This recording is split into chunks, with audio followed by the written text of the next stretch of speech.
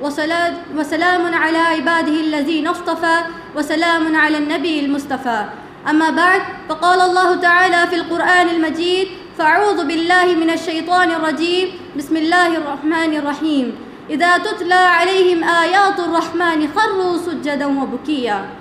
صدر محترم اور معزز سامعات، آج اس محفل میں میری تقریر کا عنوان خشیت الہی سے رونا.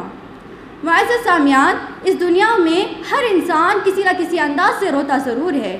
کوئی کسی پر ترس کھا کر روتا ہے، کوئی ڈر یا خوف سے، کوئی تکلیف یا صدمے سے، تو کوئی خوشی سے روتا ہے.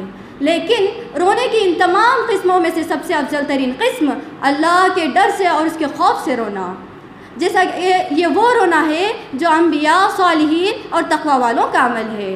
جیسا کہ اللہ تعالیٰ نے سورۃ المریم میں انبیاء اکرام علیہم السلام کے بارے میں بتاتے ہوئے فرمایا: وَإِذَا تُتْلَى عَلَيْهِمْ آيَاتُ الرَّحْمَنِ خَرُّوا سُجَّدًا وَبُكِيًّا.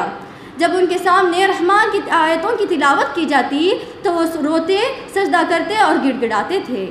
سبحان اللہ. اسی طرح اللہ تعالیٰ نے سورۃ المائدہ میں فرمایا: وَإِذَا سَمِعُوا مَا أُنزِلَ إِلَى الرَّسُولِ تَرَىٰ أَعْيُنُهُمْ تَفِيضُ مِنَ الدَّمْعِ مِمَّا عَرَفُوا مِنَ الْحَقِّ.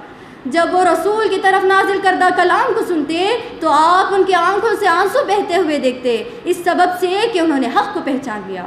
سبحان اللہ. اللہ تعالیٰ نے اس عظیم عمل کو قرآن کریم میں جگہ دے کر قیامت تک کے لیے نمونہ بنا دیا. معزز سامعات، اسی طرح پیارے نبی صلی اللہ علیہ وسلم نے اس عمل کی ترغیب دلائی اور کہا کہ 7 لوگ ہیں جنہیں قیامت کے دن عرش کا سایہ نصیب ہوگا. ان میں سے ایک رجل ذکر اللہ خالیا ففاضت عیناہ، وہ شخص جس نے خلوت کے ساتھ اللہ کو یاد کیا اور اس کی آنکھوں سے آنسو بہہ پڑے. اسی طرح ایک اور حدیث میں اس عمل کی شان کو بتاتے ہوئے فرمایا کہ 2 خطروں سے بڑھ کر کوئی خطرہ اللہ کے نزدیک اتنا پیارا، اتنا محبوب نہیں ہے. ایک وہ خطرہ خون جو شہادت کے وقت مجاہد کے بدن سے ٹپکے، دوسرا وہ خطرہ آگ جو مومن کے دل سے جو خوف الہی اور خشیت الہی سے مومن کی آنکھ سے ٹپکے.